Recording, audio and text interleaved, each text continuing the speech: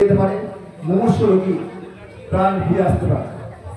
পরিমল পাল, চিত্তরঞ্জন বাবু আছেন এবং মা ও বোনেরা প্রত্যেকেই এখানে আছেন। তাই রক্তদান একটি মহৎ কাজ। সময় তিনি ভারতবর্ষ রক্তদানের কাজ করুন।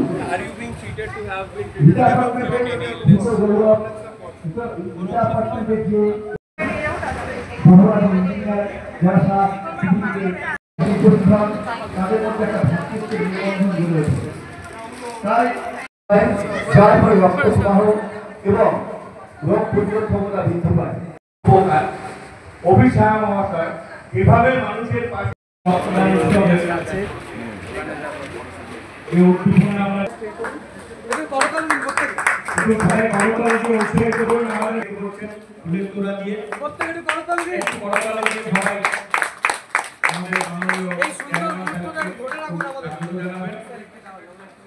আমরা সত্যি গর্বিত, আনন্দিত। আরো কাজে ব্যাপকভাবে যাতে আমরা করতে পারি।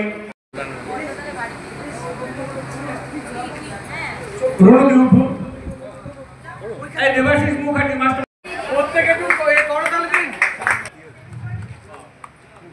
সকলের প্রিয় মাস্টারমশাই দেবাশিস মুখার্জি আমাদেরও পড়িয়ে দিচ্ছেন। আমাদের মাস্টারমশাই সকলকে একটা করতালি দেওয়ার জন্য আমরা খুবই আনন্দিত। অভিনন্দন জানাবেন। শুধু আয়ারল্যান্ড থেকে এসেছে শুধু পূজাটা এনজয় করার জন্য আমাদের উৎসব। এইটা একটা দারুণ মুহূর্ত। কিছু একটু বলো এইটু দাও মাইক্রোফোন। আজকে সত্যি আজকে মহালয়ার পূর্ণ লগ্নে এত বড় একটা অনুষ্ঠান এসছে ও অনেক দূর থেকে অনেক শুভেচ্ছা অর্জনে রইল। তো আমাদের মা ত্যাগ করে একটু বিদেশে আছে, ভালো থাকুক, আরো ভালো থাকুক। 32 পা দৌড়েছি, এরকম আমাদের রেকর্ড আছে। দুজনেই মোটা হয়ে গেছি, ভুঁড়ি আমাদের সামনে ছাড়েনি, কিন্তু আমরা সময় একটু ফ্রি ছিলাম এবং আমি রাজ্য স্তরে অ্যাথলেটিক্স ছিলাম। শর্ট পাট, লং জাম্প, 400 মিটার, 100 মিটার, বিভিন্ন রকম গেম স্কুল কলেজ থেকে করা হতো, সেখানে পার্টিসিপেট করতাম। রাজনীতির সঙ্গে দীর্ঘদিনের পরিচিতি এবং একটি ভাই ভূপেন্দ্র, সেটা আমার বন্ধু, দাদা কাম বন্ধু। আমরা করার আছে সমাজ থেকে আমরা কিছু নিই, কিন্তু সমাজকে আমাদের কিছু ফিরিয়ে দেওয়ার আছে। সেই নৈতিক দায়িত্ববোধ থেকে আজকে আমরা মহালয়া শুভ লগ্নে আমরা এই ব্লাড ডোনেশন ক্যাম্প অর্গানাইজ করেছি। কিন্তু দুঃখের বিষয়ে আমি আজকে রক্ত দিতে পারছি না, তার কারণে গত পরশুদিনই চিত্তরঞ্জন ক্যান্সার হাসপাতালে আমাদের ক্লিনিকে বেড টু বেড ব্লাড দিয়ে এসেছি। আমরা আমাদের রক্তদান শিবিরটা অনুষ্ঠিত করতে পারছি, তার পেছনে আমাদের কমিটির অনেক সদস্য জড়িত। তাদের সবাইকে ধন্যবাদ দিচ্ছি। আর আমার কিছু বলার নেই। ঠিক আছে, ওকে।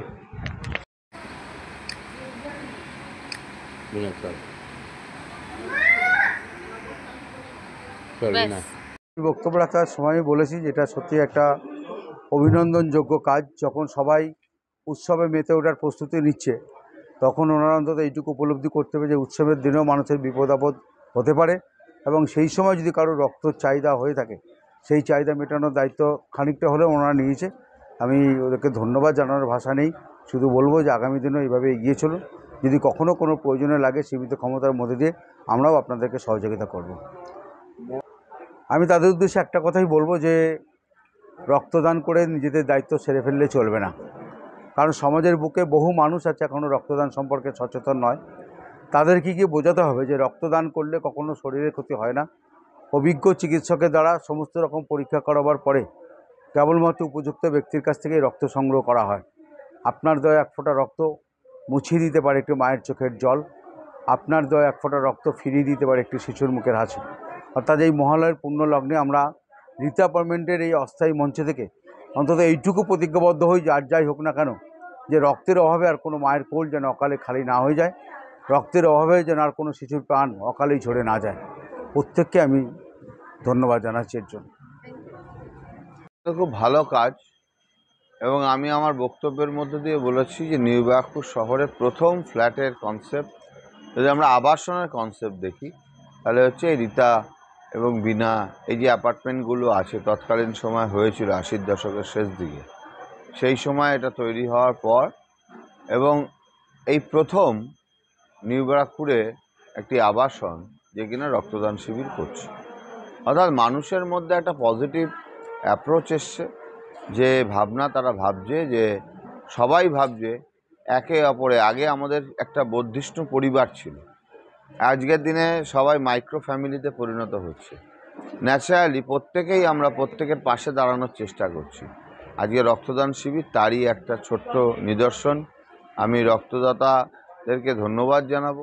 পাশাপাশিভাবে আমি যারা আয়োজক রীতা ফ্ল্যাট ওনার্স অ্যাসোসিয়েশন, তাদেরকেও আমি ধন্যবাদ জানাবো এত সুন্দর একটা কর্মসূচি করার জন্য।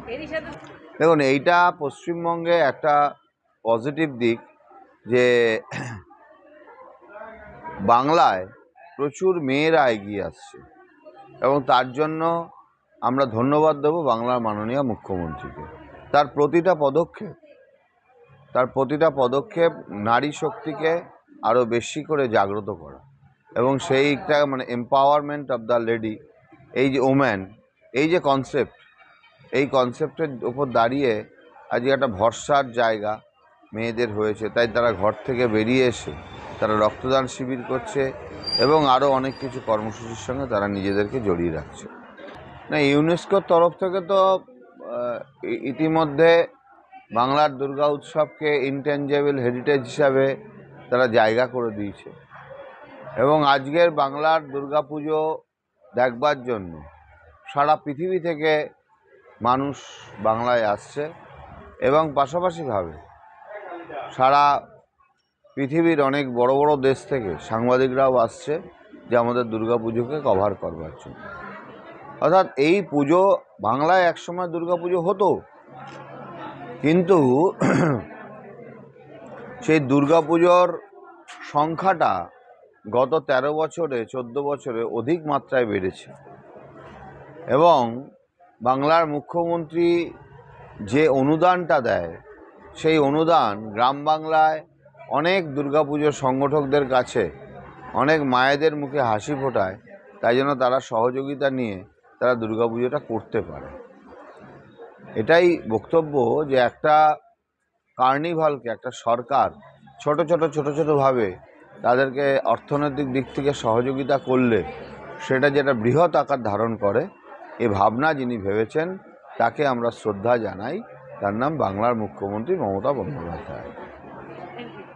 বলবে আমরা এই জন্য গর্বিত, যেটা চেয়ারম্যান একটু আগে বলে গেলেন, যে দুটো রেকর্ড আমরা করেছি। অর্থাৎ নববরাকপুর পৌরসভার ভেতরে প্রথম অ্যাপার্টমেন্ট রীতা অ্যাপার্টমেন্ট, এটা একটা নাম্বার 1। নাম্বার 2, কোনো সামাজিক সংগঠন বা ক্লাব বা রাজনৈতিক দল ছাড়া যে একটা অ্যাপার্টমেন্ট একটা রক্তদান শিবির আয়োজন করতে পারে, সেটাও একটা ইতিহাস করলাম আমরা 30 বছর পর রীতা অ্যাপার্টমেন্ট।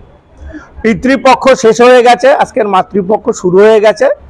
সেই মাতৃপক্ষের দিনে মাকে আমরা বরণ করব আগামী দিনে 25 তারিখ, 27 তারিখ আমাদের পঞ্চমী, এবং সেদিনও আমাদের প্রোগ্রাম আছে, আপনাদেরকে আগাম জানিয়ে রাখি। আমরা গৌরী মঠের 50টি বাচ্চা তাদেরকে নিয়ে আসব, তাদেরকে কিছু বস্ত্রদান এবং তাদের কিছু সহযোগিতা করব আমরা।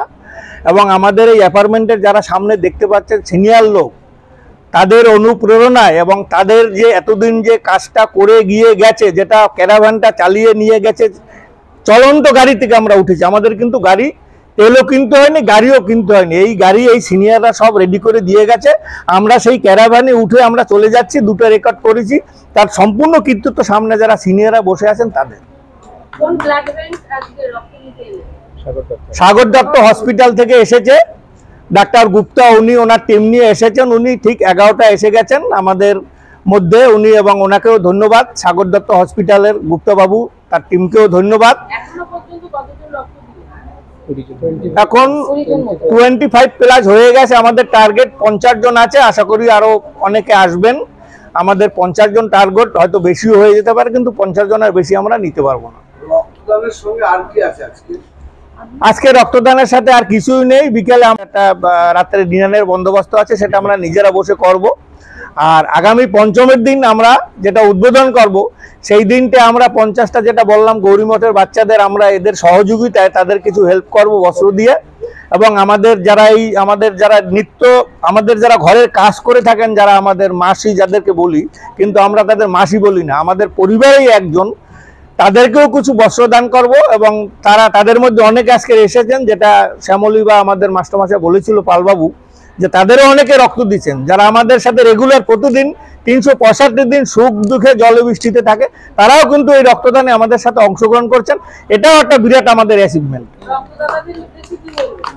রক্তদাতাদের উদ্দেশ্য তো কিছু বলারই নেই, কারণ তারাই আজকের এখানকার হিরো বলেন, হিরোইন বলেন, তারাই ভগবান আমাদের কাছে এবং সমস্ত মানুষের কাছে। আমরা হয়তো মিডলম্যান, আমরা তাদের কাছ থেকে কিছু রক্ত ব্লাড ব্যাংকে দিয়ে আমরা সেই রক্ত কত হাজার হাজার মুমূর্ষ রোগীকে, যেমন আমার ওয়াইফ ক্যান্সারে মারা গেছে, যারা ক্যান্সার আক্রান্ত হবে, যারা অন্য রোগে যারা আক্রান্ত হবে, তাদেরকে এই থ্যালাসেমিয়া থেকে শুরু করে সমস্ত রোগ এই রক্ত দ্বারাই হয়। যেটা একটু আগে আমাদের বক্তারা বলে গেছেন যে পৃথিবীতে একটা জিনিসের বিকল্প হয় না, রক্ত। আমরা টাকা পয়সা বা অন্য চেঞ্জ করে আমরা নিতে পারি, কিন্তু রক্তটার বিকল্প রক্ত। তা কাজেই এই রক্ত যারা দিয়েছে তাদের উদ্দেশ্যে তাদেরকে আমাদের এই রিতা ব্লাড ডোনার্স অ্যাসোসিয়েশনের সমস্ত সদস্যদের পক্ষ থেকে তাদেরকে আবার সহস্র শতকোটি প্রণাম। আগামী দিনেও যেন আমরা তাদেরকে ডাকলে এবং আরও যেন বেশি করে পাই এবং আরও যেন বেশি লোকের আমরা সেবা করতে পারি। আমি অ্যাডভোকেট শঙ্কর মিত্র, আমি এখানকার একজন সদস্য। আমাদের যারা সিনিয়ররা আছেন, তারা কমিটিতে আছেন, তাদের সবাই নাম বলে সময় অনেক লাগবে, তারা বিভিন্ন পদে আছেন। আমার কিন্তু কোনো পদ নেই, কিন্তু আমি এদের সমস্ত সহযোগিতা থেকে শুরু করে সব এদের সাথে করব, কথা দিয়েছি, আগামী দিনেও থাকবো। কারণ আমি নিজের পেশার জন্য আমি এদের সাথে হয়তো সেইভাবে থাকতে পারবো না।